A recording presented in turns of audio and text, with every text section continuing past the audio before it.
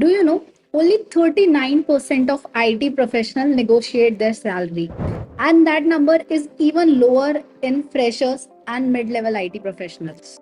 But here's the actual truth. Candidates who negotiate their salary earns more than 70 to 20% as an average to those professionals who don't. Over the screen, you can see how many professionals actually negotiate. What is this number for freshers and mid-level IT professionals as well. And the most important part that 81% of recruiters they also say that they expect a person to negotiate as it shows their skill level and confidence in themselves. So the question is why actually people don't negotiate. In this video, we're going to talk about three consequences of not negotiating, and then I'm going to share some practical tips that are used by top negotiators to negotiate their salary, which is even backed by research. So, what are we waiting for? Let's get started. Welcome back to my channel. And if you are new here, I am Neha Gupta, and this channel is all about how you can grow in your IT career by the tips and strategies that I provide you here and nowhere else. This might be a very interesting point that most people do not negotiate because they think that they do not have that bargaining power.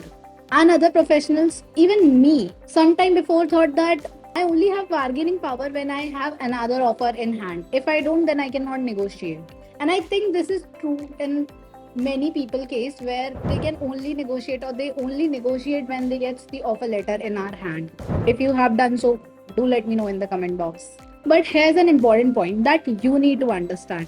For selecting a candidate, recruiters also have to go through thousands of resumes and they have to filter out the candidates through rigorous process. So by the time you are giving your interviews, even if you have cleared one, the recruiters are invested in you. So you might have some leverage there. So now as we understood why most people do not negotiate, let's understand what are the major three consequences of not negotiating and how it can throw you backwards. First one is if you don't negotiate and you do not pay your opportunity and your salary as well, it can leave you behind. You lose money big time due to compounding effect. You might feel that it's very small, but in years it can grow very big. Let's understand this by a very simple example. Let's say there's Mohit and there is Sanjay. Both got hired. Mohit got hired with a package of 5 lakh per annum, while Sanjay got hired with a 5.5 lakh package per year.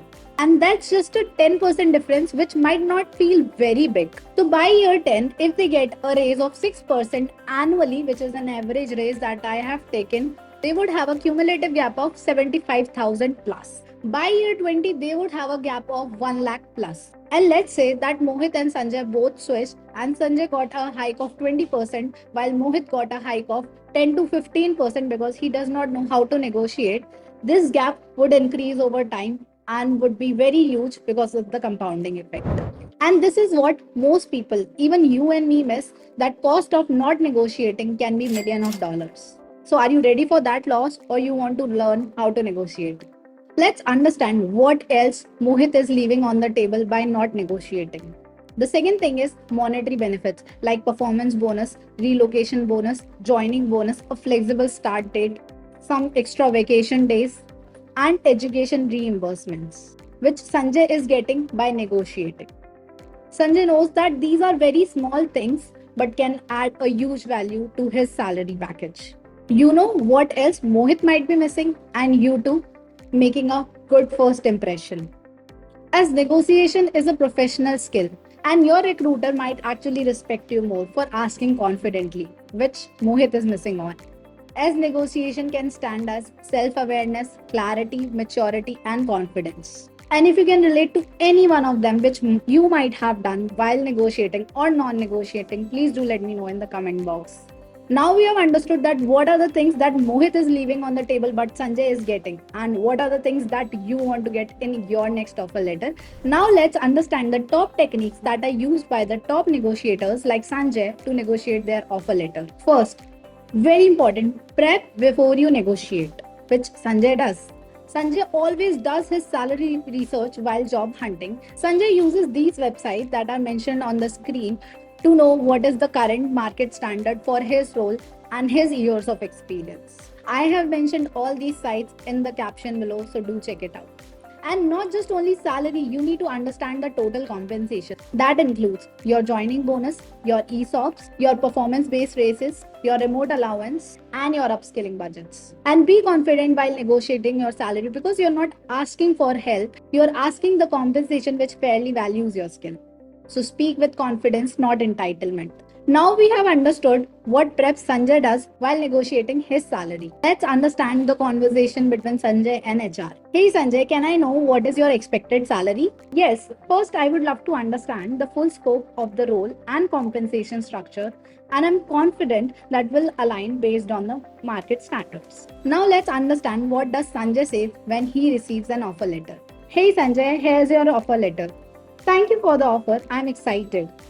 Based on my research and other conversations, is there any flexibility on my base salary or signing bonus? Now let's understand what if HR says no to Sanjay's request. No, Sanjay, I'm afraid it's not like that. I understand. Would it be possible to revisit other areas like early performance reviews, learning budget support, or even relocation bonus? And now there's a surety that HR would definitely say something about performance bonus and relocation bonus. Now let's understand what are the mistakes that Sanjay avoids while negotiating his offer letter. Quoting a number too early that reduces his leverage of negotiating. Saying unnecessary things that I need this for rent, I need this for traveling, as Sanjay always focuses on his value and what he is bringing to the table. Accepting offer letter in rush. Sanjay always asks for at least 24 hours to review the offer letter and go through it carefully. Now we have understood by example of Sanjay that why most people, even you, do not negotiate. And if you're not negotiating, what it can cost you, like it costed to Mohit. And the most important thing, how actually Sanjay negotiates, which means how actually you can negotiate.